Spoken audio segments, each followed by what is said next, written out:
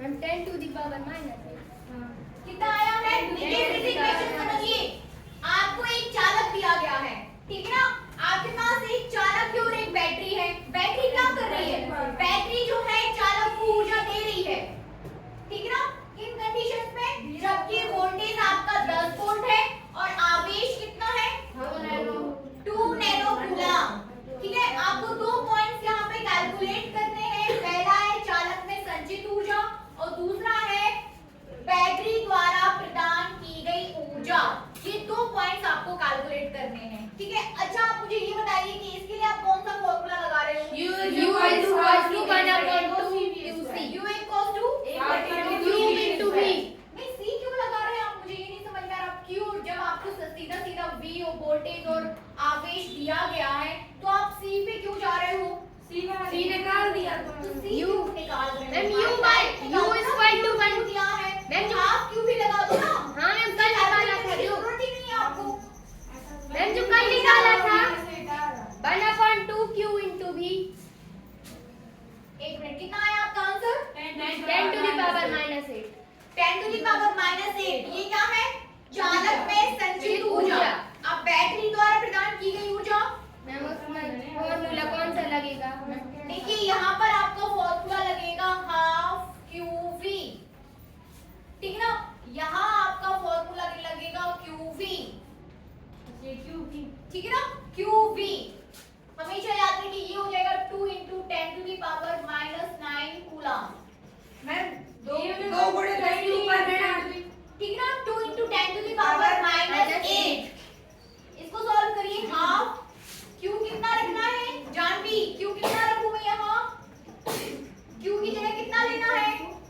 Ma'am 2 × 10 to the power -9 और V कितना है? V मैम 10 ठीक है ना? तो 2 cancel by the 2 10 × 10 to the power 9। जब 10 से 10 के ऊपर -9 है तो कितना हो जाएगा? 10 टू द पावर -8। इसको सॉल्व करने पर आपको आ जाएगा 10 टू द पावर -8 जूल। अब बैटरी द्वारा प्रदान की गई ऊर्जा कितनी हो जाएगी?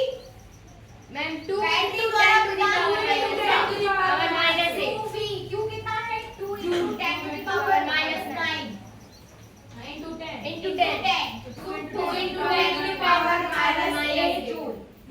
ठीक है ना? बनेगा? Yes ma'am. इस तरीके के इजी क्वेश्चंस आपको न्यूमेरिकल्स में पूछे जा सकते हैं, ठीक है? अगला देखिए, एक संधारित्र की धारिता। जैसे मैं पूरा बोलूं तो आप सिर्फ उसमें से C पकड़ लो, ठीक है ना? कि C कितना दिया है? 25 माइक्रोफैरड। 25 माइक्रोफैरड। अगला क्वेश्चन,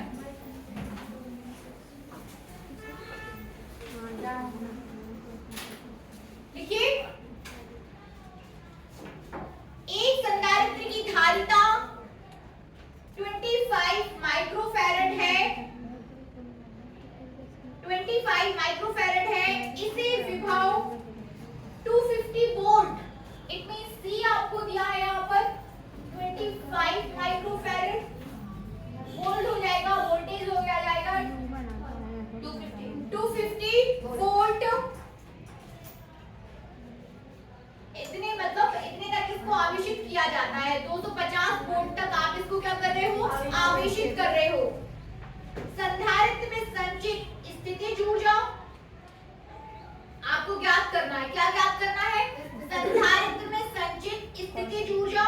और यहाँ पे दूसरा पॉइंट आपको ज्ञात करना है, ठीक है ना? पहले पॉइंट में आपको ज्ञात करना है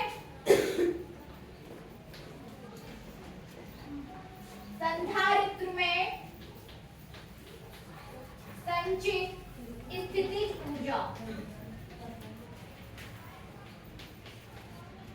ठीक है ना? दूसरे में आपको निकालना है, निकालिए स्थितिज ऊर्जा, निकालिए।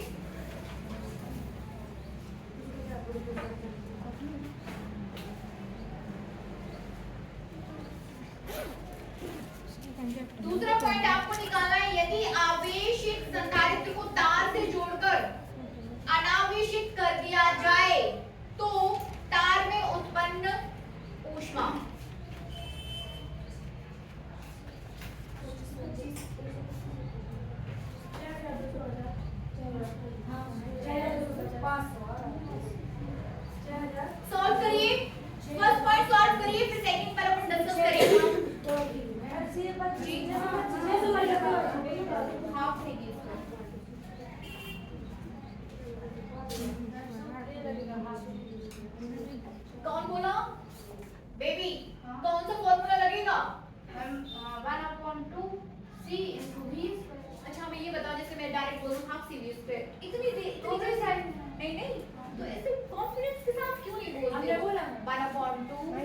हाफ 1/2 सी वी स्क्वायर।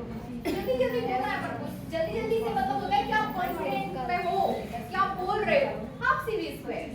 डायरेक्ट बोला है क्या half C V square. Baby कौन सा फॉर्मूला लगेगा half C V square.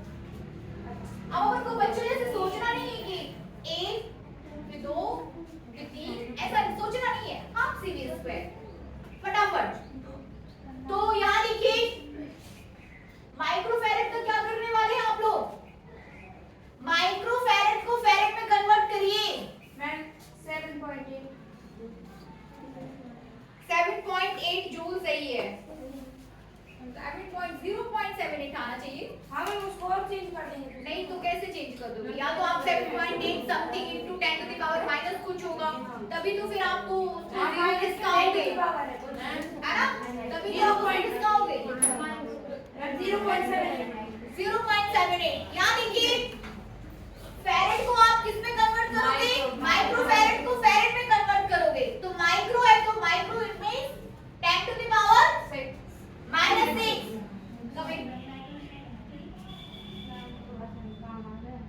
Application लिख के दीजिए मुझे। घर में जा रहे हैं तो कहाँ जा रहे हैं यही इस बाजार में किसके साथ जा रहे हो भैया तो कितनी देर में आएंगे 10-15 आ जाओगे 10-15 मिनट में बैग वगैरह यही है 10 to the power minus 6 25 into 10 to the power minus 6 farad. ठीक ना ये हो गया सी और बी आपके पास 250 वोल्ट है ही। क्या निकालना है आपको संधारित्र में संचित ऊर्जा। अंशी को कौन सा फॉर्मूला लगेगा half C V square half C V square. ऊर्जा is denoted by U half C V square. Solve कर दीजिए half 25 into 10 to the power minus 6 into 25 250। Solve करिए मैम इसका स्क्वायर आएगा स्क्वायर आएगा भैया बहुत बड़ा है ये तो मैं नहीं करने वाली। मैम 625 मैम 625 में फिर 25 से गुणा होगा ना। नहीं मैम 25 का 625 जो 0 का डबल 0 हो जाएगा 625 2 0 6000 ये 25 है वो तो अलग है फिर मैं को आ रहा है कि फिर करना पड़ेगा। मैं 62500 मैंने वो बोले इस 25 का इंग्लिश में नहीं होगा क्या इतना पूरा सॉल्व होगा ना आपका 78250 1/2 फिर 250 ये सॉरी 25 फिर 10 टू द पावर माइनस 6 फिर 250 फिर 250 ये सॉल्व होगा ना। मैंने 78250 थोड़े 10 के ऊपर रख हां मैम है ना हां 78 कितना 78 दो सॉल्व करने के बाद हां 7800 नहीं 78250 78250 into 10 to the power minus 6 into 10 to the power minus 6 तो ठीक ना? 0.78 अब ये यहाँ देखिए if 10 to the power minus 6 तो इसका मतलब क्या है अपॉन अपॉन में है ये ठीक है ना समझ रहे ना 7 10 to the power minus 6 का यहाँ पर ये मतलब है कि आप 1 2 3 4 5 6 1 2 3 4 5 6 ऐसा लिख सकते हो 10 to the power minus 6 का ये मतलब है और कितने से डिवाइड कर रहे हो 78250 मतलब तो ये हो जाएगा आपका 0.78 जूल हो जाएगा ना 0.78 बनेगा। ये तो आपने क्या निकाल दी संधारित्र में संचित ऊर्जा जिसका आंसर आपके पास आ गया है 0.78 जूल। ठीक है संधारित्र में संचित ऊर्जा। अब इसी में देखिए एक और चीज आपसे पूछी जा रही है वो ये है कि यदि आवेशित संधारित्र को मतलब आपके पास एक संधारित्र था एक कैपेसिटर था किसी बैटरी के थ्रू आपने इसको क्या कर दिया चार्ज कर दिया तब संचित ऊर्जा कितनी है इतनी। ठीक है ना फिर आपसे बोला जा रहा है कि यदि इसी कैपेसिटर को आप किसी तांबे के तार से जोड़ दें तो क्या हो जाएगा ये कैपेसिटर जो है निरावेशित होने लगेगा। ठीक है ना तो निरावेशित होते समय किसी तार से जोड़कर अनावेशित या निरावेशित किया जाए तो तार में उत्पन्न ऊष्मा तब तार में उत्पन्न ऊष्मा कितनी हो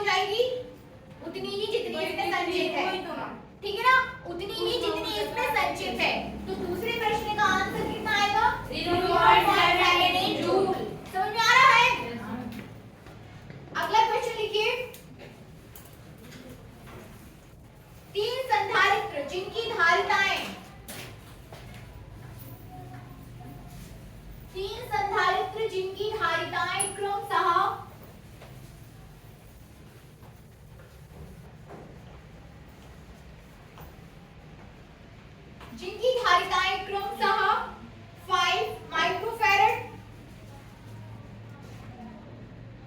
10 माइक्रोफैरड तथा 15 माइक्रोफैरड। कितनी? हाँ 15। C1 हो जाएगा 5 माइक्रोफैरड,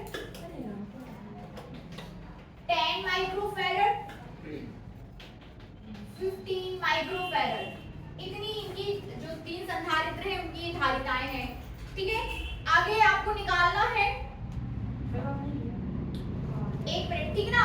ये धारिताएं हैं, इन सभी को श्रेणी क्रम में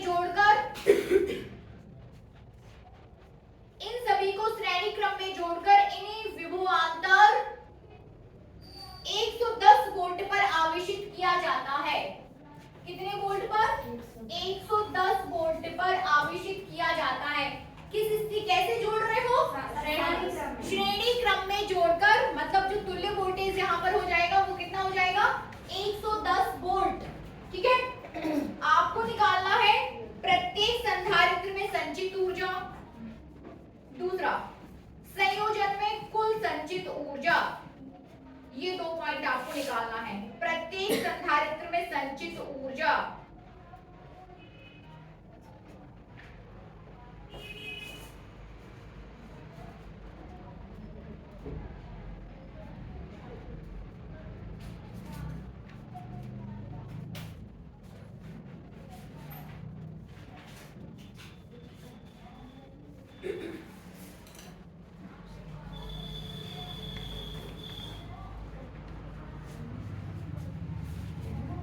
ठीक है ना।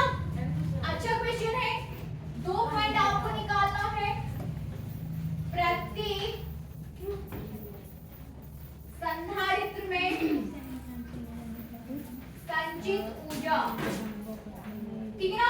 और दूसरा क्या निकालना है? कुल ऊर्जा।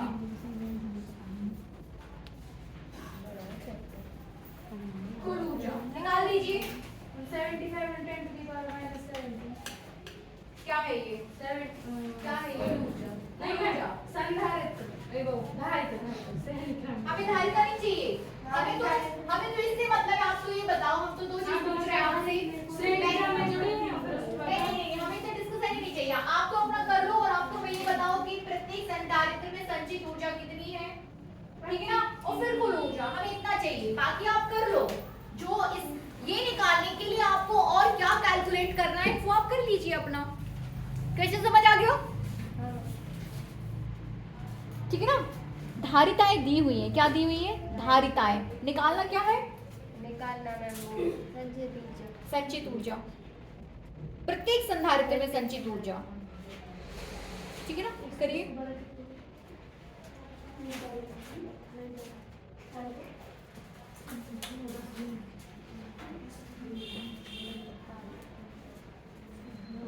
कैसे कर रहे हो देखो।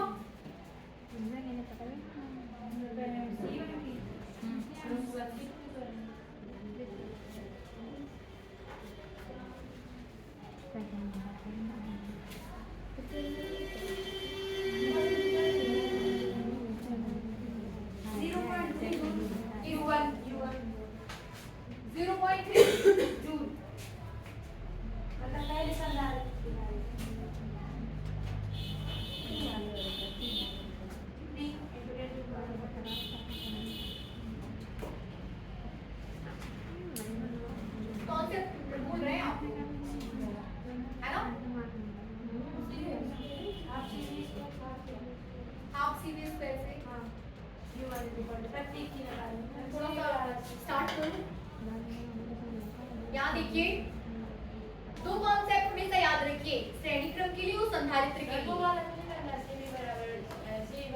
कैसे रिपीट कर रही हूँ मैं? ये आपका श्रेणी क्रम है, ठीक है ना। ये C1, ये C2, ये C3, इसका तुल्य वोल्टेज होता है। नहीं, इस पर वोल्टेज अलग अलग होता है, V1, V2, V3, ठीक है ना, होता है ना। इसके लिए आप तुल्य वोल्टेज, आपका क्या हो जाएगा? तुल्य वोल्टेज V1 - V3 होगा। ये जो कैपिटल V, इसको आप तुल्य मत मानिए फिलहाल। ये तो टोटल दिया है ना, ये आपको दिया हुआ है, क्या लिख के दिया हो? जिन्हें जोड़कर, हाँ, जिन्हें विभवांतर श्रेणी क्रम में जोड़कर विभवांतर अगर 110 वोल्ट, हाँ ठीक है 110 वोल्ट आपको दिया हुआ है, ठीक है ना, तो ये C1 C2 C3, ठीक है, इस पर आवेश कितना रहता है, Q, आवेश Q रहेगा। और जब आप इसको समांतर में जोड़ देते हो, समांतर में, तो आवेश आपका Q1 Q2 Q3 हो जाता है, जबकि विभव आपके पास कैपिटल V रहता है, तो ले विभव कैपिटल V रहता है, मतलब प्रत्येक पर V जो है वही रहेगा जो दिया हुआ है। V यदि 110 है तो वो प्रत्येक पर 110 रहेगा, ठीक है ना। लेकिन यहाँ पर यदि दिया हुआ है 110 तो वो एक तुल्य वोल्टेज है, अलग अलग वोल्टेज नहीं है। ये बात क्लियर हो रही है ना, अलग अलग नहीं है। तो आप सबसे पहले आप श्रेणी क्रम का यहाँ पे वो लगा लीजिए ना, सबसे पहले आप तुल्य धारिता निकाल लो। हाँ, तुल्य धारिता श्रेणी क्रम वाली, तो वहां से आपको आवेश मिल जाएगा। सबसे पहले तुल्य धारिता निकालिए, वो हो जाएगा 1/c equals to 1/c1 plus 1/c2 plus 1/c3। 5 into 10 to the power minus 6 1/c5 micro में है तो माइक्रो में सॉल्व कर देते हैं, ठीक है ना। फिर भले ही हम उसे फैरेड में बदल दें। 1/5 plus 1/10 plus 1/15 कितना आ जाएगा, इसको सॉल्व करिए। 1/5 plus 1/10 plus 1/15 कितना आ जाएगा, 7।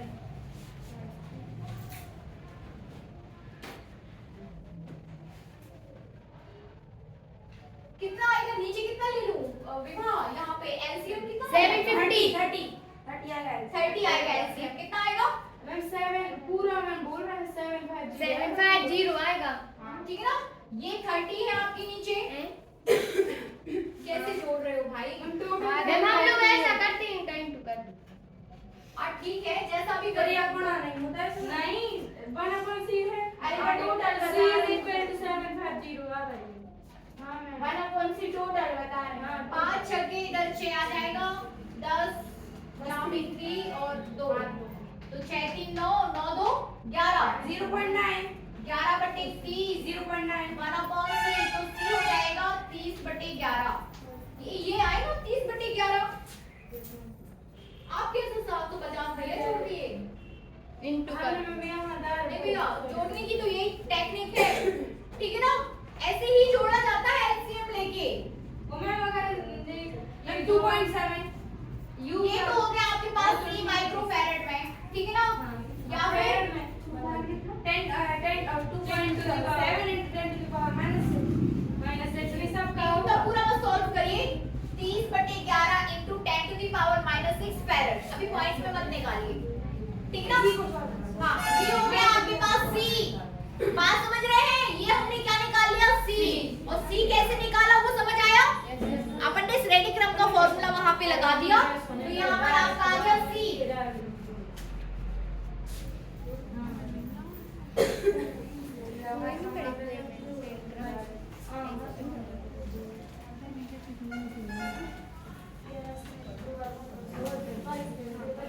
ये हो गया आपके पास C, और C हो जाएगा कितना आया 30/11 30/11 गुणे 10 के ऊपर 6 है। 30/11 into 10 to the power minus 6 farad, ठीक है ना।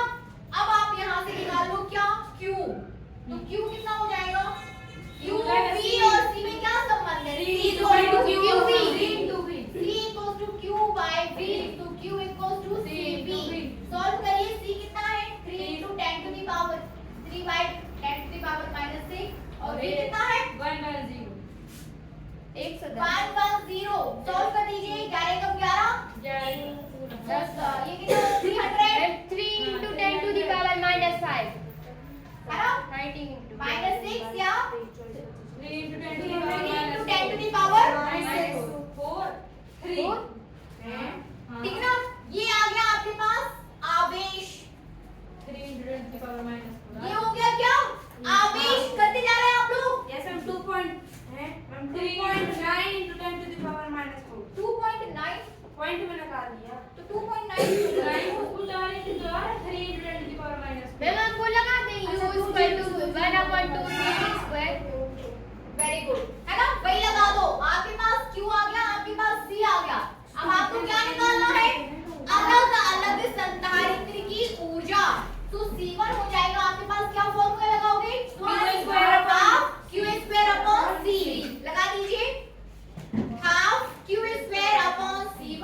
C1 के लिए आ जाएगा आपके पास half q square upon C1। इसके लिए सॉल्व कर दो, फिर C2 के लिए सॉल्व कर दो half q square upon C2 और फिर C3 हो जाएगा आपका half q square by C3।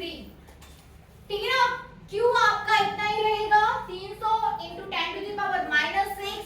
C1 C2 C3 अलग अलग रहेगा सबके लिए। C1 आपको दिया है 5 माइक्रोफैरड, C2 दिया है आपको कितना कितना दिया C2 C2 में 10 और C3 15। सॉल्व कर दो। सबकी डेस्क पर आ रही हूँ मैं, चेक करना है। पेन दीजिए मुझे।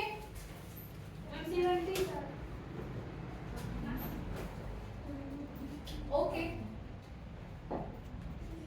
C1 आ रहा है आपका 9 into 10 to the power -3 joule. कितना है? 9 into 10 to the power -3 joule.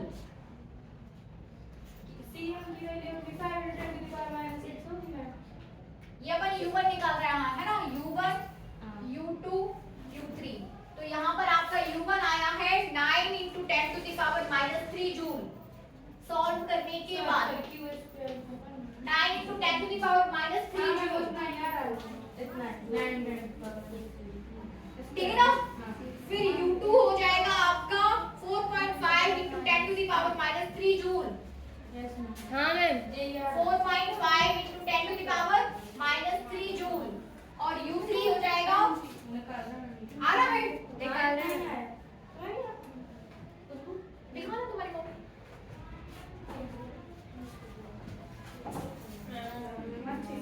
नहीं देख रहे ना।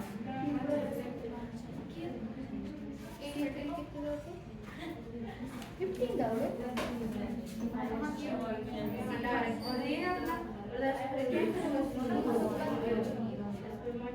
बेटा जब सॉल्व कर लो, जब आंसर आए तब बोला करिए है ना। आपने बोला, हमने बोल दिया नहीं मैम ये नहीं है, फिर आप बोलते हो नहीं मैम हाँ ये है। पहले अच्छे से सॉल्व कर लो, उसके बाद बोलो कि हाँ मैडम हमारा इतना आ गया। सॉल्व करके दिखाइए आप। और C2 के लिए भी आपने बोल दिया कि हाँ मैडम आ गया 4.5, बट आपने कॉपी में किया नहीं है। आप वहाँ बैठने करिए, पहले नेक्स्ट पे जाइए, उसको पूरा सॉल्व करके दिखाइए हमें। ठीक है पूरा पूरा सॉल्व कॉपी में चाहिए हमें, कॉपी में करिए, कॉपी में करिए। सभी जगह आ रहे हैं।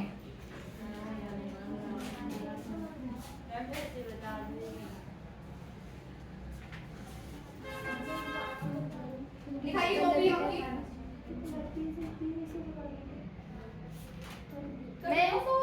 मैं लिखना नहीं है, सॉल्व करना है। क्या नाम है आपका?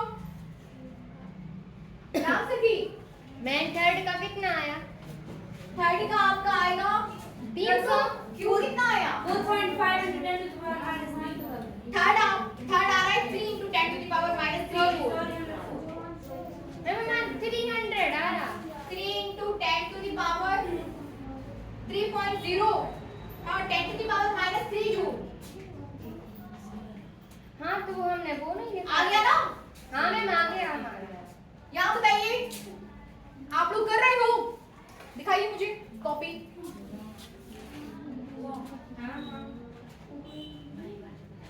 सेकंड चैप्टर नहीं पढ़ा जी, नहीं पढ़ा। आप तो ठीक से लिख भी नहीं पा रहे हो बेटा।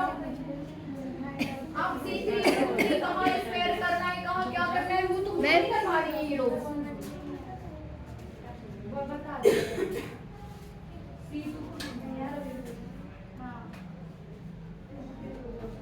आ गया ना, बन गया पूरा।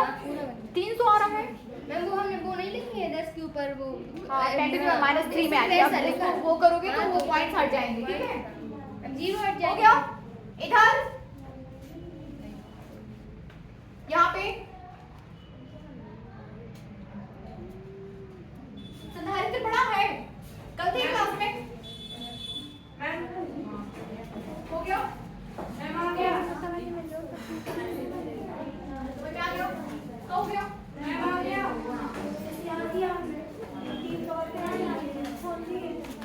चार पेज से बड़ा हो जाएगा। वो नहीं रखने हैं फॉर्मूला पढ़ा। माइनस क्यू वर्ग समान घाती जुड़ जाती है ना, जैसे अंशिका आधार समान हो तो घाती जुड़ जाती है। जैसे 10 to the power -4 का स्क्वायर है, तो आप यदि दो बार लिखोगे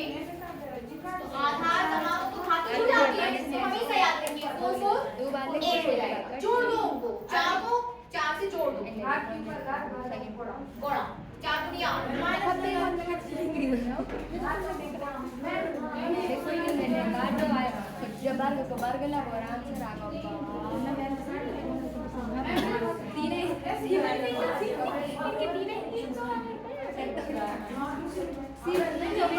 U1 U2 U3 वो तमाम हो जाएगा सभी से वो हमारे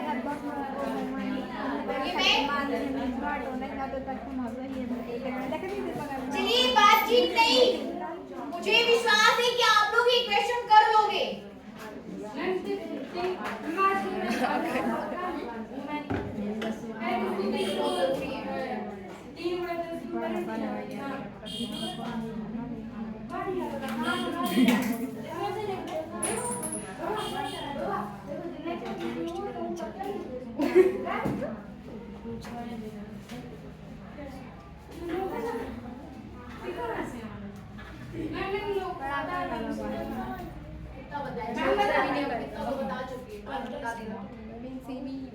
और पूरा शुरू से नहीं समझाया भाई कि देखो आपको ये चीजें दी गई हैं, ये बस क्या हुआ है, फिर यहाँ पर आपने सी क्यों भी सब निकाल दिया, क्यों आ गया, फिर आपने ये U1 अच्छा हाँ अभी तो आपने U1 U2 और U3 निकाला है, ठीक है ना?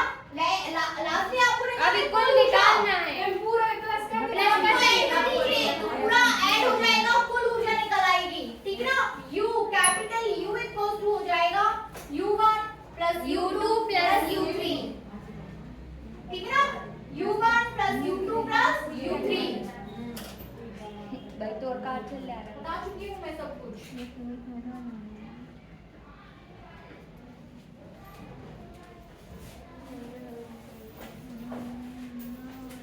U1 आपके लिए फॉर्मूला है half U square by C, ये C का मान हाफ Q कितना है 300 बटेगा जोड़ Q कितना है 300 जोड़ नेक्स्ट ऊपर 6 का किसका स्क्वायर करना है और C1 कितना है C1 5 गुणा 10 के ऊपर माइनस 6 की घात, ठीक है ना? 5 गुणा 10 के ऊपर माइनस 6 की घात माइक्रो में है ना?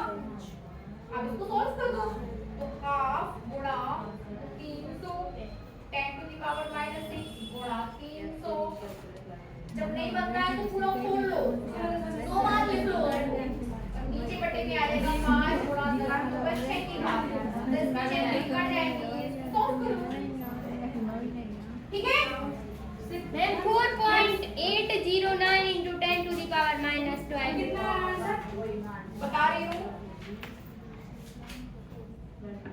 16.5 into 10 to the power minus 3 joule, ठीक है? -3 अब जब आप जोड़ रहे हो, ठीक है ना? तीन वैल्यूज को आप जोड़ रहे हो तो इनकी पावर जो है वो सेम रहना चाहिए, 10 to the power -3 तो दूसरी भी 10 to the power -3 के फॉर्म में लो और अगला भी 10 to the power -3 के फॉर्म में लो, तभी आप उनको एक साथ जोड़ पाओगे, ठीक है?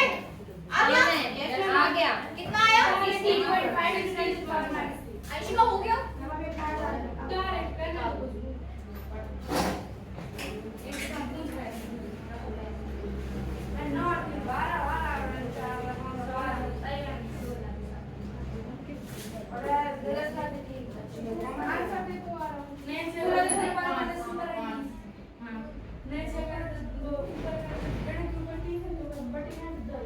हो गया सभी का? आयशिका बाद में कर लेना, हो जाएगा ना? बस इसको जोड़ और देना है। चलिए अगला क्वेश्चन है आपके लिए, ये साफ कर दो।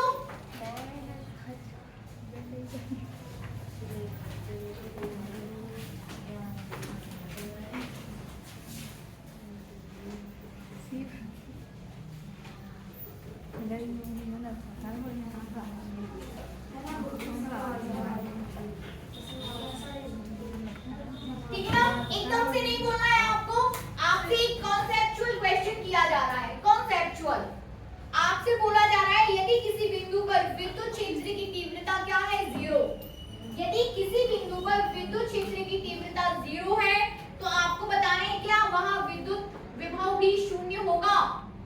यस मैम, यस हाँ मैम, हाँ because ma'am E is equal to dV upon dx, तो मैम अगर E 0 है चलो आप बोल पे करो। विद्युत क्षेत्र E यदि किसी बिंदु पर विद्युत विभव विद्युत क्षेत्र की तीव्रता शून्य क्या है? मैम ये लिख ले कि मतलब ऐसे जैसा आपको ठीक लगे।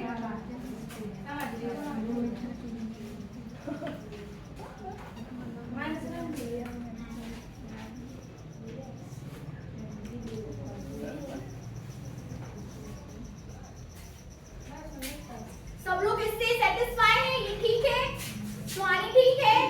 सभी लोग कह रहे ठीक है? यस मैम सभी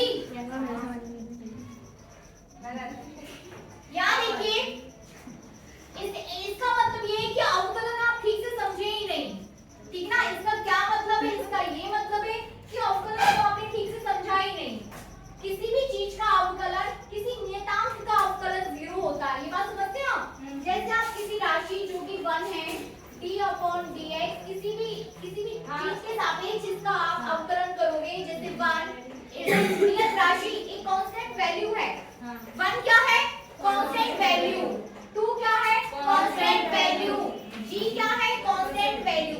तो जब किसी कांस्टेंट वैल्यू का आप जो है अवकलन करते हो तो आपको क्या मिलता है? 0 मिलता है ना? वैसे यदि आपको दिया है E dV/dx, ठीक है ना? E क्या दिया है? dV/dx। तो इसका मतलब है कि if E 0, यदि E क्या है? 0, तो dV/dx क्या हो जाएगा? 0। dV/dx 0 हो रहा है तो V क्या हो जाएगा? 0 कॉन्सेप्ट याद रखिए ये। जब आप बड़े हो जाओगे तो भी आपके काम आएगा। V क्या हो जाएगा? कांस्टेंट। इसका मतलब ये है कि यदि किसी बिंदु पर विद्युत क्षेत्र की तीव्रता 0 है तो इट डजंट मीन कि वहां पर विभव भी 0 हो। विभव कोई नियत राशि होगी, 0 नहीं होगा। क्या होगी? नियत राशि। ये तो समझ रहे ना कि किसी कांस्टेंट का अवकलन 0 होता है। आपको dV/dx 0 हो रहा है तो V नियत हो जाएगा, 0 नहीं होगा। मतलब आप यहाँ पे V का अवकलन कर रहे हो ना, x के सापेक्ष, दूरी के सापेक्ष, तो V कोई नियत राशि होगी तभी तो उसका V 0 नहीं हो रहा है, V का अवकलन 0 हो रहा है। तो V क्या होगी? कोई नियत राशि, कोई कांस्टेंट बनेगा।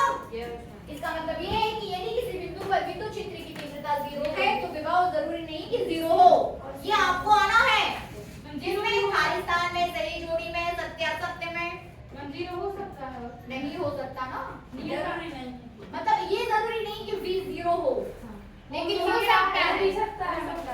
अब वो अलग नहीं, यदि E 0 है तो V 0 नहीं है, दिख तो रहा है। यदि E 0 है तो V 0 नहीं है, फिर V कोई नियत राशि है, कोई कांस्टेंट है। कोई में 0 भी तो या हम कंडीशन दे तो रहे हैं आपको कि E 0 है, वो तो गई एक ही कंडीशन आपके पास कि if E equals to 0 then V does not equals to 0. V will be any constant number, है ना? सारे हो गए? वेरी गुड, ठीक है, गुड।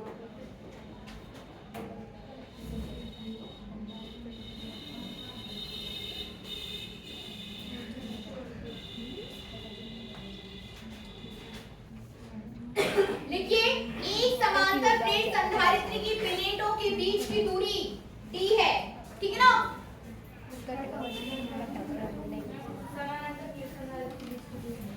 समांतर प्लेट संधारित्र के प्लेटों के बीच की दूरी, कॉन्सेप्चुअल क्वेश्चन है, इसको समझ लो। मैं आपसे क्वेश्चन करूंगी, दिया हुआ है आपको, माना कि आपको दिया हुआ है कि आपके पास कोई समांतर प्लेट संधारित्र या पैरेलल प्लेट कैपेसिटर है, तो उसके प्लेटों के बीच की दूरी कितनी है? d/2। कितनी है? प्लेट्स के बीच की दूरी d/2 है। सॉरी, प्लेट के बीच की दूरी d है, d/2 डिस्टेंस की आप कोई दूसरी प्लेट रख रहे हो, ठीक है ना? प्लेट्स के बीच की दूरी कितनी है? d। और जो दूसरी प्लेट आप रख रहे हो, दूसरी प्लेट जो उनके बीच आप रख रहे हो, उसकी मोटाई d/2 है। उसकी मोटाई कितनी है? d/2। समझ गए ना?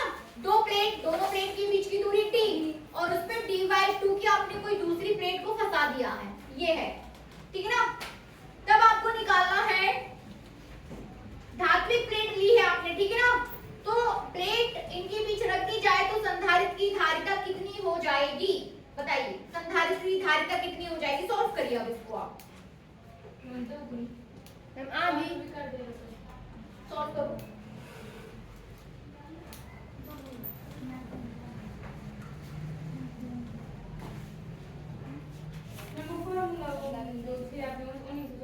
अभी कैसे सॉल्व किया, अभी मन से अभी बोलिए। आपने बोला था कि जब दूरी पूरी होती है तो ज्यादा होती है और उसी दूरी कम हो जाएगी तो वो बढ़ जाएगा उसका। हाँ बढ़ेगी, ठीक है ना। यदि दोनों के बीच की दूरी बढ़ती है, मतलब दूरी कम हो रही है भाई, दूरी कम हो रही है, सॉल्व करो, सॉल्व।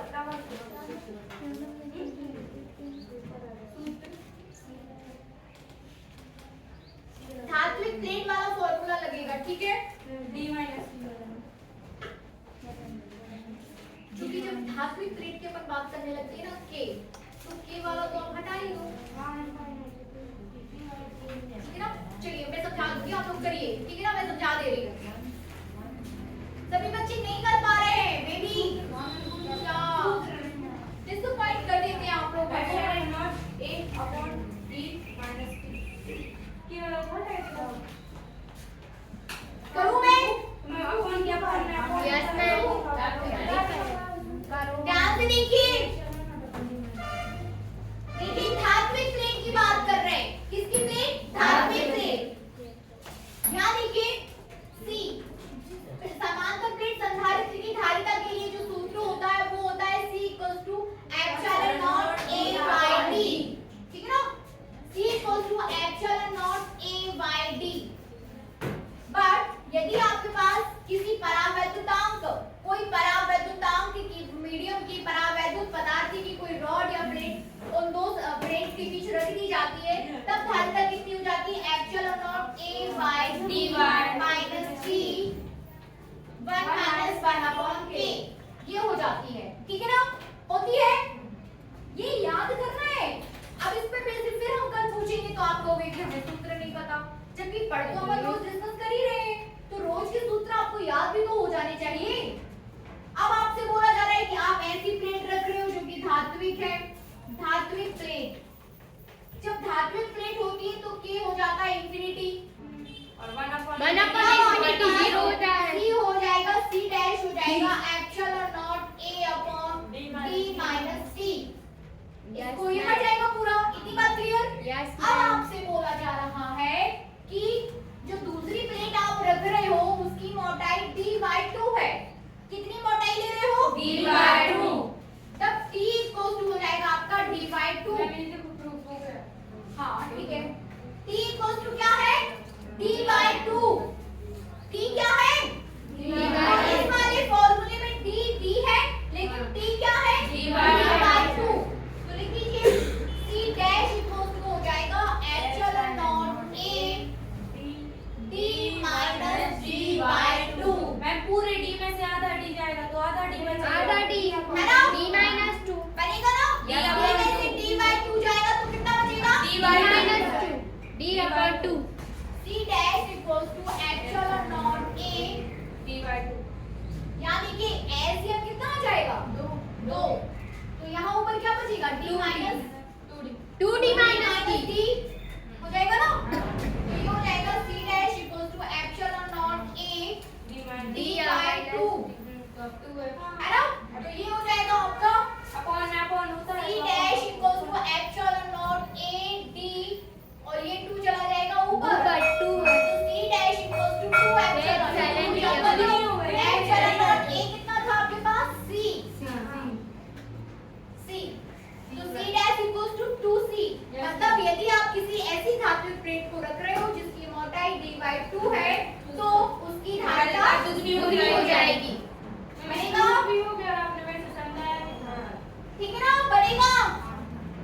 अगली क्लास जो आपकी कल से होगी उसमें हम धारा विद्युत स्टार्ट कर लेते हैं। इस चैप्टर में वो वही टॉपिक बची हुई जो शायद सिलेबस में नहीं है, तो उसको अपन थोड़ा बहुत डिस्कस करके फिर धारा विद्युत स्टार्ट करेंगे, ठीक है ना। और एक और जो आपका टॉपिक बचा हुआ है वांडी, क्या है, Van de Graaff generator. Van de Graaff generator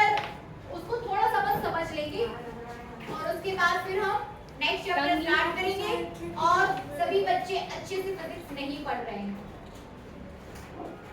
baby क्या और इधर आप लोग भी आवाज ही नहीं आती क्या पढ़ रहे क्या नहीं पढ़ रहे कुछ समझ ही नहीं आता ये कैसे काम चलेगा